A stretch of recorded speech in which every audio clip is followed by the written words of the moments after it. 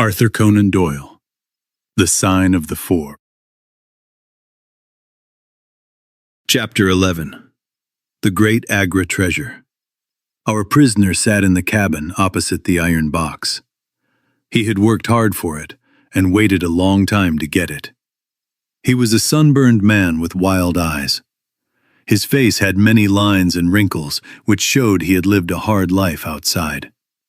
His beard made his chin look strong, and it showed he was not a man who changed his mind easily.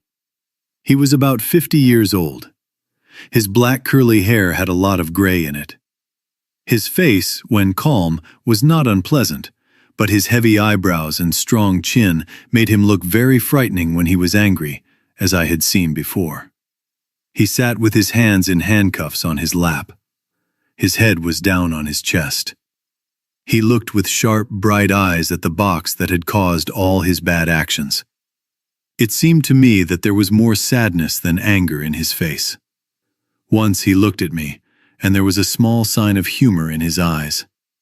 "Well, Jonathan Small," said Holmes as he lit a cigar, "I am sorry that it has come to this." "And so am I, sir," he said honestly. "I do not think I can escape punishment. I give you my word that I never raised my hand against Mr. Sholto. It was that little devil Tonga who shot one of his poisoned darts into him. I had no part in it, sir. I was as sad as if he had been my own family. I hit the little devil with the end of the rope for it, but it was already done, and I could not change it." "Have a cigar," said Holmes. "And you should take a drink from my flask, because you are very wet. How could you expect such a small and weak man like this black man to overpower Mr. Sholto and hold him while you were climbing the rope?" "You seem to know it as well as if you were there, sir.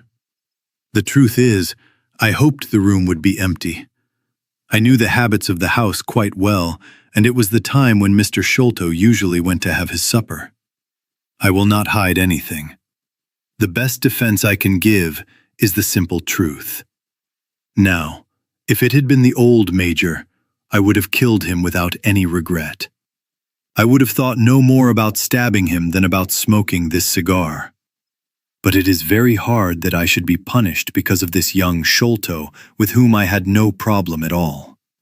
You are in the charge of Mr. Athelney Jones from Scotland Yard.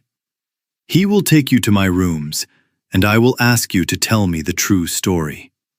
You must tell everything honestly, because if you do, I hope I can help you.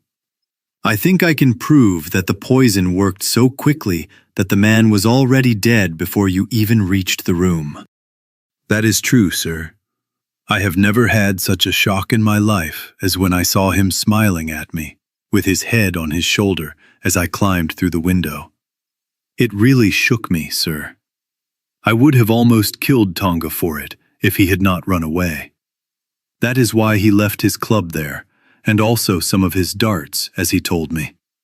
I think that helped you to follow us, but I do not know how you stayed on our track. I do not feel any anger against you for it.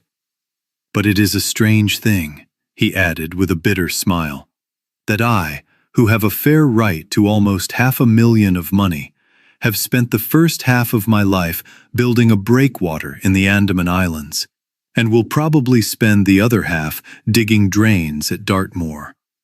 It was a bad day for me when I first saw the merchant Achmet and became involved with the Agra treasure.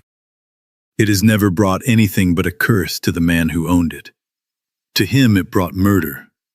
To Major Sholto it brought fear and guilt.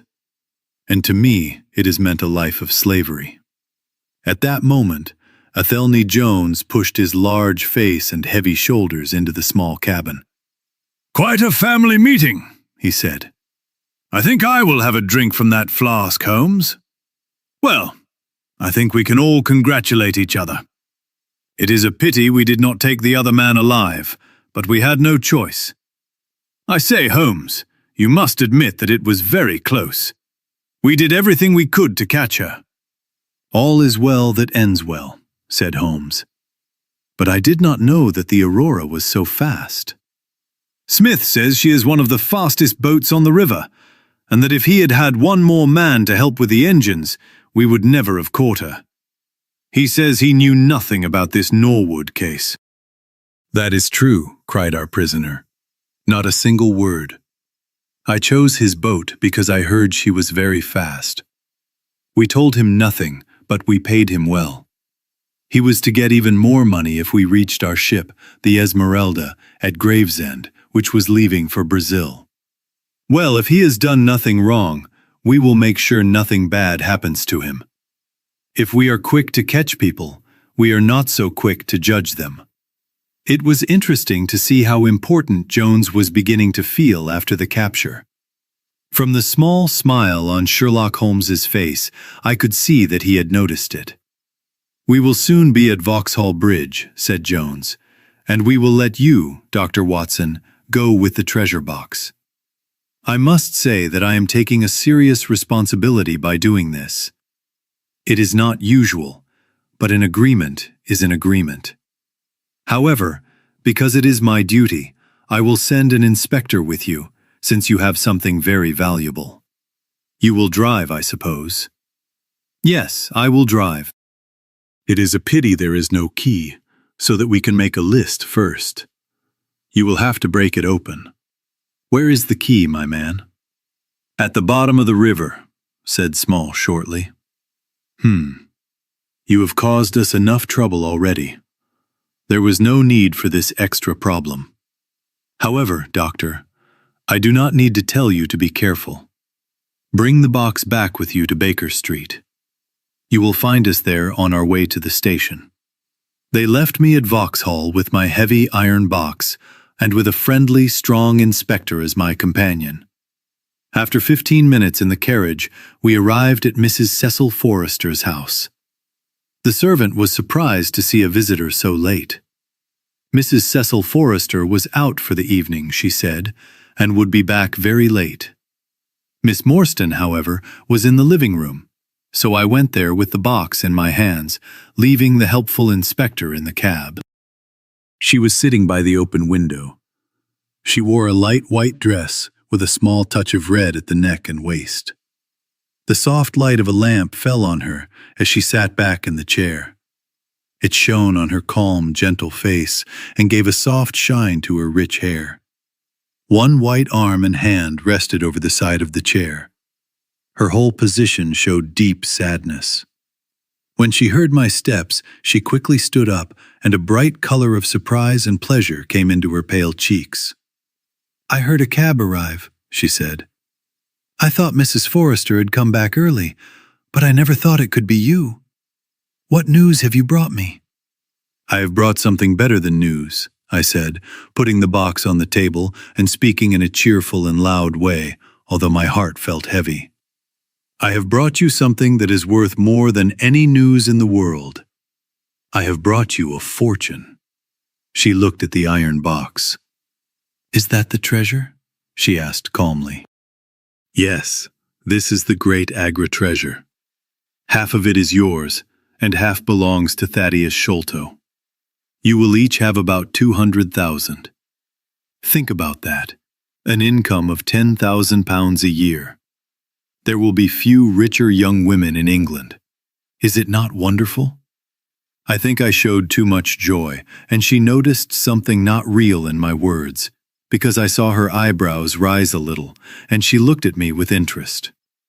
"If I have it," she said, "I owe it to you." "No, no," I answered. "Not to me, but to my friend Sherlock Holmes. Even if I tried my best, I could never have followed a clue like this. It was difficult even for his great mind. In fact, we almost lost it at the last moment." "Please sit down and tell me everything, Dr. Watson," she said. I told her briefly what had happened since I last saw her. I spoke about Holmes's new way of searching, the finding of the Aurora, the arrival of Athelney Jones, our evening trip, and the wild chase on the Thames. She listened with open lips and bright eyes as I told our story. When I spoke about the dart that had almost hit us, she became so pale that I thought she might faint. "It is nothing," she said, when I quickly gave her some water. "I am fine again. It was a shock to hear that I had put my friends in such great danger." "That is all over now," I said. "It was nothing. I will not tell you any more sad details. Let us speak about something happier. There is the treasure. What could be better than that? I was allowed to bring it with me because I thought you would like to be the first to see it." "It is very interesting for me," she said. However, there was no excitement in her voice.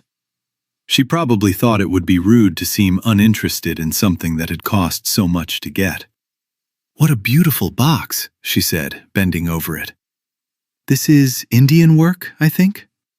"Yes, it is metalwork from Benares." "And it is so heavy," she said, trying to lift it. "The box itself must be valuable. Where is the key?" "Small threw it into the Thames," I said. "I will borrow Mrs. Forrester's poker." On the front, there was a thick metal lock shaped like a sitting Buddha. I put the end of the poker under it and pushed it out like a lever. The lock opened with a loud snap. With shaking hands, I opened the lid. We both looked inside in shock. The box was empty. No wonder it was heavy. The iron was very thick all around.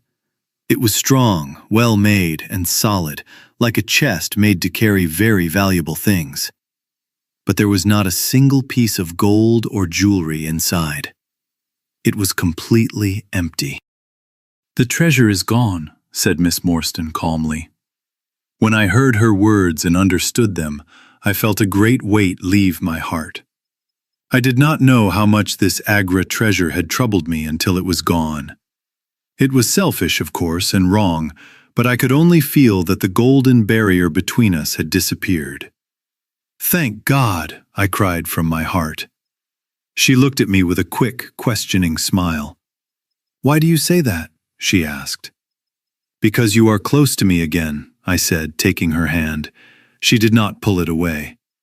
"Because I love you, Mary, as deeply as any man has ever loved a woman. Because this treasure and this wealth kept me silent. Now that it is gone, I can tell you how much I love you. That is why I said thank God." "Then I say thank God too," she whispered as I held her close. Someone may have lost a treasure, but that night I knew that I had found one.